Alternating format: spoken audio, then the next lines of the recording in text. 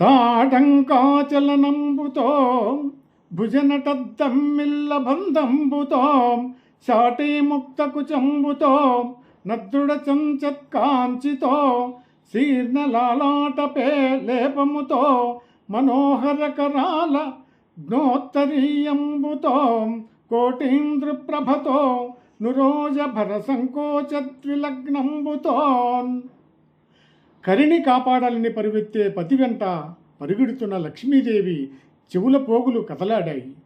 భుజాలపై కుప్పు ముడి చిందులాడింది. స్తనాలపైన పైట తొలగిపోయింది.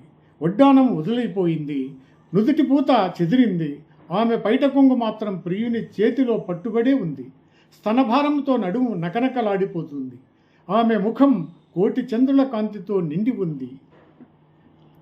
అడిగెదనని కడుబడి జనువడిగిన తను మగుడ నుడుగడని నడయుడుగన్ వెడవెడ చిడిముడి తడబడ నడుగిడద జడిమ నడుగిడు వెడ నడలన.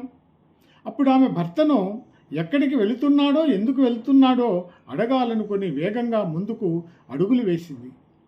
అడిగితే మారు మాట్లాడకుండా వెనుకకు పొమ్మంటాడని నడక మానేసింది. చీకాకుతో తొట్టుపడుతూ మళ్ళీ మెల్లగా ముందుకు అడుగులు పెట్టేది. మళ్ళీ ఆగేది. అడుగులు కదలించలేక తడబడుతూ నడిచేది. ఆ విధంగా ఉన్న ఆ తల్లి నిటలాలకములాట నివుర జుంజుమ్మని ముఖ సరోజము నిండ ముసరుదేంట్లో నలుల జోపగ జిల్కలల్ల నల్ల నల్ల చేరిన యోష్టి బింబద్యుతులొడియ నురుకు సుఖములందోల చక్షుర్మీనములకు మందాకిని పాఠీన లోకమెగుచు మీన పంక్తుల దాట మొయిదీగతో రాయ శంపాల తలుమెంట సరణి గట్టు శంపలను జయింప చక్రవాకంబులు కుచయుగంబు దాకి క్రొవ్వు సూపు మెల్లత మొగిలు పిరిది మురుగు తీవయుబోలే జలదవర్లు వెనుక జనెడునప్పుడు.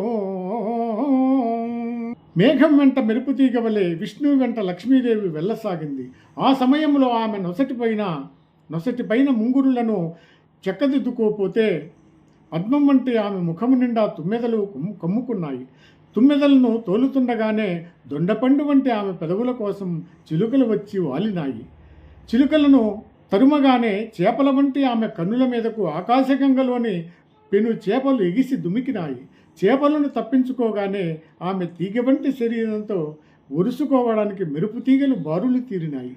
మెరుపు తీగలను అతిక్రమించగానే జక్కవ జంటలు ఆమె చక్కని స్తనద్వయాన్ని మిడిసిపడుతూ ఎదిరించాయి.